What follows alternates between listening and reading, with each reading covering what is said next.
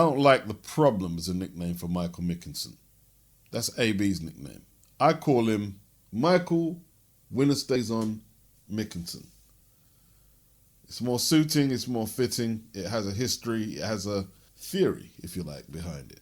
I first heard of Michael Mickinson on Mark Prince's channel. Mark Prince is a former WBO Intercontinental Light Heavyweight Champion, a friend of mine from the same ends. He left the game with a 23-1 record, and he challenged Dariusz Michalczewski for the Light Heavyweight belt. Now, Michael Mickinson was on Mark's channel, and basically he was talking about the sacrifices that you have to make to be a boxer, to inspire the youth, because that's what Mark Prince is all about. He's all about positive reinforcement to the youth, anti-knife crime. His son died from knife crime. And Michael was on there talking to him. It was a very positive dialogue. At the time, Michael was probably 18-0. And Michael was saying basically, being based in Portsmouth kind of puts him out of the loop. A lot of the action is in London. And he's looking for his big break. And he says when he gets it, he'll take it. Now, Mark Prince, he's hooked up. He used to train at Miguel's boxing gym, so he knows Dillian. He knows Spider Richards and Ian Lewinson and all the regulars there, Freezy. And he said, yo, Chris Congo would definitely fight you. They don't turn down fights at that gym. He said, Chris Congo will fight you. And Michael said, oh man, yeah, if you can put the word out, we can do this. And Mark was good to his word. And within a few months, it was hooked up. Strange location. It was on the undercard of Dillian versus Povetkin 2. It was in Gibraltar. Not strange. The COVID had a lot to do with the fight being held out there. So on the undercard, Congo met Mickinson. Congo was 12-0, 7 stoppages. At the time, he was managed by Dillian. That's how they managed to get that fight on the card. And Mickinson was 19-0 with 2 stoppages. Congo was favoured to win, but Mickinson pulled out a UD, scored a knockdown, more off-balance knockdown really, but nevertheless, he got his big break and he took it. And he asked Eddie, is it winner stays on? And a few months back, he had a relatively routine 10-rounder against a Polish fighter who took Josh Taylor the distance a couple of years back. Wasn't like a sparkling performance, but easy win for Mickinson, easy win. He's not a big puncher, so people will look at the result and say, man, you're going to this with them guys there, but he's not a puncher. That's not what he does. He's a tricky southpaw. That's 2 DAZN cards on the bounce for Mickinson. And now he's been rewarded with what is literally an eliminator with Virgil Ortiz. An eliminator because, like what I nicknamed Michael Mickinson, it's winner stays on, basically. So it looks like he's going to have to travel. More than likely be a Golden Boy card. Like, even though Eddie's promoted Michael's last 2 fights, like, he's not the draw here. So Golden Boy will be promoting this more than likely on the zone. I don't know if Eddie will represent Michael or play any part in the promotion. That I don't know. That's pretty much irrelevant to the task in hand. Ortiz, in contrast to Michael, is noted as a puncher. 18 wins, 18 knockouts. Now, nobody wants to hear my story on how Michael Mickinson managed to battle his way from out of obscurity in Portsmouth to the undercards of Matchroom and DAZN to bagging a fight with the highest ranked welterweight contender out there, ranked number 1 by the WBC, number 2 by the WBA, 4 by the IBF, number 1 by the WBO. Michael ranked number 4 by the WBO, and that's a wrap for him in terms of world rankings. Huge opportunity. Huge opportunity. Can he take advantage of it? He's trained by his dad. He will be a huge underdog in America. As far as they're concerned, this is a routine fight for Virgil Ortiz before he challenges Spence, Crawford, and becomes a pay-per-view star. That's how Golden Boy, Mexico, and America view Virgil Ortiz. Now, as great a story as it is for Michael Mickinson, I can't, in any good faith, really pick against Ortiz. I think he'll give him some issues, frustrate him at times, make him miss, counter, but pulling off the W. And at the same time, can Ortiz look good against this type of opponent? Can he close the show? Look good. I'll be rooting for Mickinson, though. How will it turn out? Will it be just a warm-up bout for Virgil Ortiz, or, as Boxing Wave is saying, it's clearly a tune-up for Virgil, even though MCKINSON is ranked. MCKINSON is a southpaw, so I'm sure they'll be preparing for Spence or Bud in the near future. Big up Boxing Wave. The difference between rapping and boxing, and they're often compared, is rap is based on real shit that happens in the streets, but it's fictional. There's been several rappers who have been exposed. Prison wardens turned rappers. Private school boys and girls turned rappers. Turned gangster rappers. Wearing fake jewels in their videos to perpetuate a lifestyle that they don't really live. So the fake it till you make it narrative in hip hop is acceptable because these guys, you know, some are poets and good poets, and there's nothing wrong with creative writing. There's nothing wrong with that. The difference between that and boxing is real, unless the fights are fixed. Boxing is real, and the consumer, who is a real boxing fan, he expects real product. The real boxing fan doesn't want to hear you comparing Errol Spence to Sugar Ray Leonard. And it's a simple answer why they don't want to hear it. Because they know better. Sugar Ray Leonard was a cash cow, and you're calling Errol Spence a cash cow. They don't want to hear that. Because they know the work that Ray Leonard put in, the opponents he faced, and what he contributed to the development of boxing. When Ray Leonard came along, it was on the back of Ali retiring. And boxing was basically in a slump in America. Worldwide. Hand on hearts. Has Errol Spence picked it up since Floyd retired? Like Leonard did with Ali? Nobody cares if the rapper says, I went platinum 500 times and he didn't really do it. Nobody really cares. Because we expect that from creative writing, which is a big feature and a big part of hip-hop. Right? But don't call somebody a cash cow in boxing and then compare him to Sugar Ray Leonard, because the numbers are not comparable. Errol is not in that tax bracket as a fighter. He doesn't have that influence on American culture that Leonard had. He just doesn't have it. It's not comparable. And that's no disrespect to Errol, it's just not comparable. The A-side talk for Crawford and Spence is crazy. It's really crazy. Let both of them men go into the boardroom and negotiate their purses. And you see, the Spence fan base, they can't see that it's making Spence look worse. When you eulogize Spence's career, he's going to come off worse. And here's why. Crawford ain't coming out saying this side of the street, I'm the A-side, I'm A-siding fighters. That's what Spence is doing, and that's what his fan base are doing, when it's not a reality.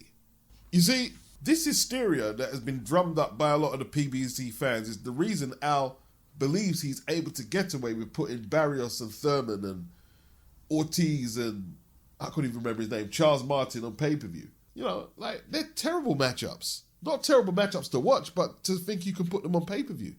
I think the fan base and Al are so out of touch right now, anything goes. Anything goes. The Tank Davis is a superstar thing. And look, don't get me wrong, man. I remember when my brethren was doing some work at my mum's house. And he brought it up to me about Tank when he knocked out Pedroza. Yeah, Tank is good. And I was like, yeah, he's good. Because Tank was hot at that time. But he hasn't followed up. Tank is not a superstar. Tank was saying he could fill out stadiums in the United Kingdom. And he cannot. Now, does he have superstar potential? Yes. Yes, he does. But that's not a reality right now. Not to forget, he's about 27 years of age right now. He's not a kid. And it's not just the PBC. Like, Bob Arum is talking about Josh Taylor and Terence Crawford can fill out stadiums in the UK. What's this obsession? Like, Tank was saying he could fill out stadiums in the UK. And they just, nah. I don't know what the obsession with that is. Why don't you come over and prove it? Lomachenko, he sold out the O2 against Luke Campbell. That was 21,000? Either you're a big draw or you're not. How about that? You see, I can come out and say, yeah, I'm a rapper and I've got 1 million women around the world and 1 million Benzes, 1 million houses, 1 million things. And it's all fucking lies, right? But I can go in the recording booth and get the best producer to put his best beat down. And I can write 2 hot 16s and a hot chorus and whatnot. And it's a banging tune. A banging tune is a banging tune. By the time it comes out that, oh yeah, he lies about everything he's talking about, you're saying, yeah, he lied to everything he's talking about while you're nodding your head to the beat, while he's banging. You could have that same discussion of what I'm telling lies about while I'm going platinum. Doesn't work in boxing. That's the difference. Boxing doesn't work like that. Doesn't work.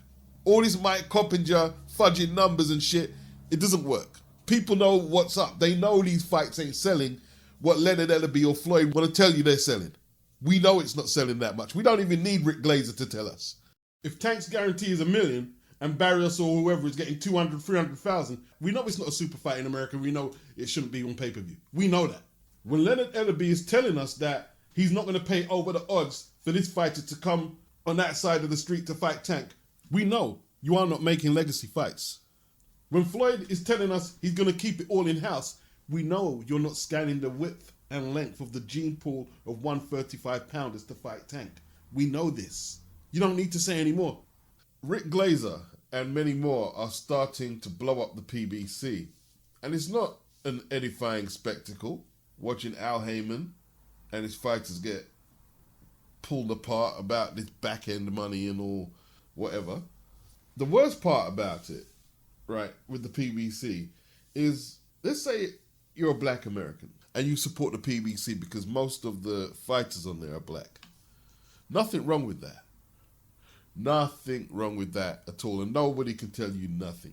Not Mexicans, not Americans, not British whites, not British blacks, no one. Your problem starts when you're making videos behind your desk like you're actually a part of the infrastructure telling Terence Crawford what percentage he should take. No, get the fuck out of here. You're stepping over your bounds. You ain't putting up no money to make the fights. Terence Crawford and Errol Spence should be coerced by the promoters and by the fans to go negotiate their purses away from the public. Rick Glazer, the one thing I believe most of what he was saying to a degree, and I think he brings his own narrative to it too, but I think most of what he's saying is true. But what did Rick say to New Media yesterday? Boxers don't send other boxers contracts. That's the bottom line. And we're talking at this level here. Jake Paul, he can send other fighters contracts because, look, his name's up there. Him and Tony Holden are the promoters on Showtime. I was discussing this before most, that Al Heyman is not pro-black. Al Heyman is a business graduate from Harvard, right? There ain't no pro-blackness that's going to allow him to let any boxer, black, Mexican or white, send contracts. Unless you've got paperwork to suggest you're a promoter, your name ain't going up on BoxRec as part of the promotional part of the deal. You think he went in Harvard for all that time to let you send contracts? Chill, shorty, let me do that. Tell my employer or my employee. Now, I do that. You go in the ring and throw your fucking right hand. And that's how business is in the real world. It's as cutthroat and as cold as that. You don't overstep your bounds. So Al Heyman is saying, isn't it cute when the Charlos and Spencers are saying they're bosses? Because they're not bosses. You're not bosses. Jake Paul's name is on the paperwork, bruh. Floyd's name was on the paperwork when he fought Pacquiao. He's got the TMT thing set up in paperwork. You go on that Man Down website or Lions Only website. Go on their websites. All you're selling is merchandise. That's all you got. And I'm not knocking the sale of the merchandise. Get your money. Get your money. But neither the Charlos or Spence have done anything to make any big fights with Man Down, Lions Only. You do what you're told. You wait for Al Heyman's instruction. When you see Leonard Ellerby, you might as well say that's Floyd, co-promoting with Dana White. Do you see Conor McGregor's name up there? You think Dana White's going to let Conor go around saying he's a promoter? No. Chill, shorty, let me do that. Tell my employer or my employee. Go work on your inverted choke. We're going into the high 90%. The high 90s. You have a choice. What you want to be? A boxer or a female businessman?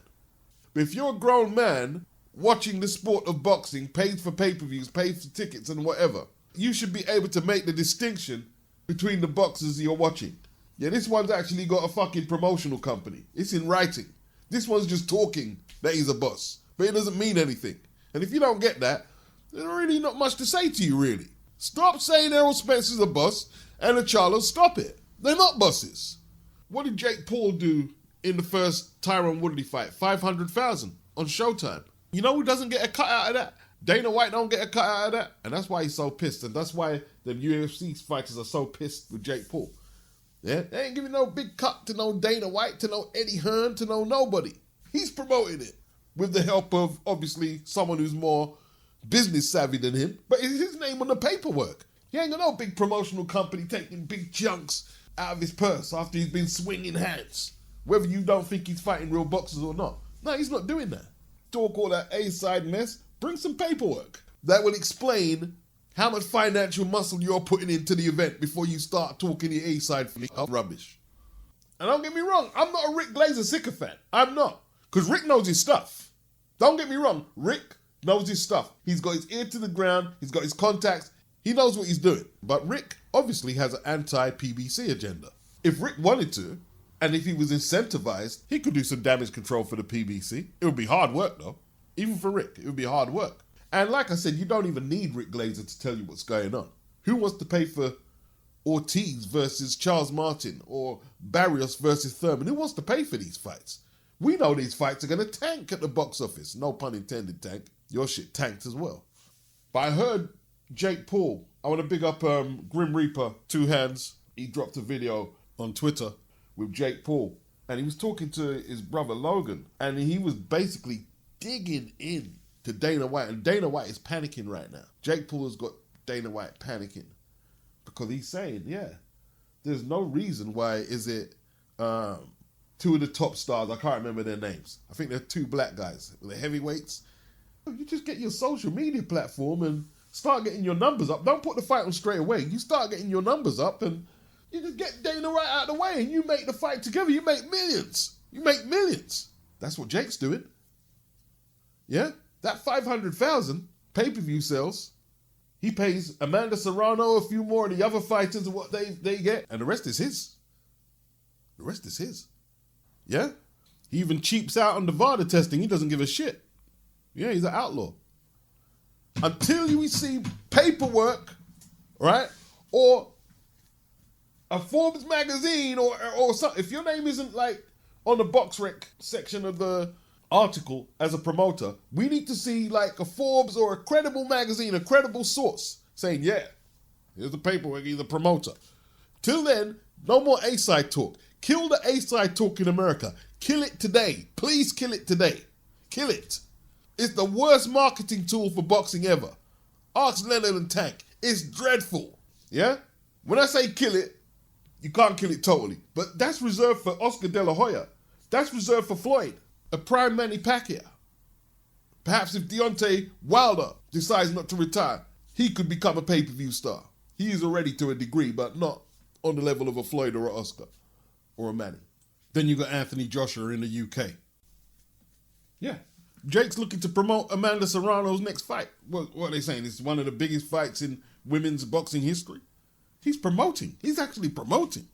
I don't know if anyone remembered, before he was hooked up with Amanda Serrano, I said more than likely either Logan or Jake are going to become promoters. I said it in one of my weeklies. I was trying to find which weekly I said it in, but you know. Yeah, even Anthony Joshua. O'Hara Davis was saying, yeah, he was on one of AJ's undercards. I'm assuming one of his pay-per-views. Could have been, I'm not too sure. And he asked O'Hara, what's your purse? And he increased O'Hara's purse. He gave him more. O'Hara said it on IFL TV. I don't see AJ bragging about, I'm a boss. He's got a world champion signed to 258 management. He's got world ranked contenders signed to 258 management.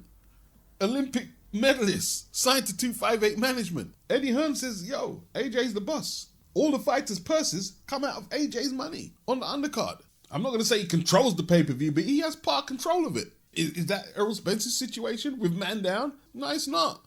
You know, how can anyone think it's acceptable to have the politics, Al Heyman and the sanctioning bodies engineer UGAS and Spence before Spence Crawford? How can anyone think that's acceptable? Now you're playing games now. And now people are going to start playing games with Spence. And I can see a mass boycott across there.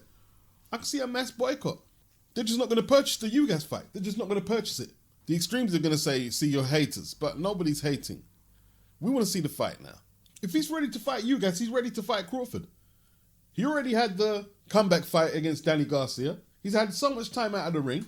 And it's clever, you know, like initially they tried to freeze Ugas out by making him fight, is it Buteyev and Stanionis in the tournament. But they realize now, well, Crawford, he just beat Porter and now he's a free agent. You know, they can't use this side of the street tactics to get out of the fight now. He's a free agent. And if they called him over there, he'd be over there in a shot.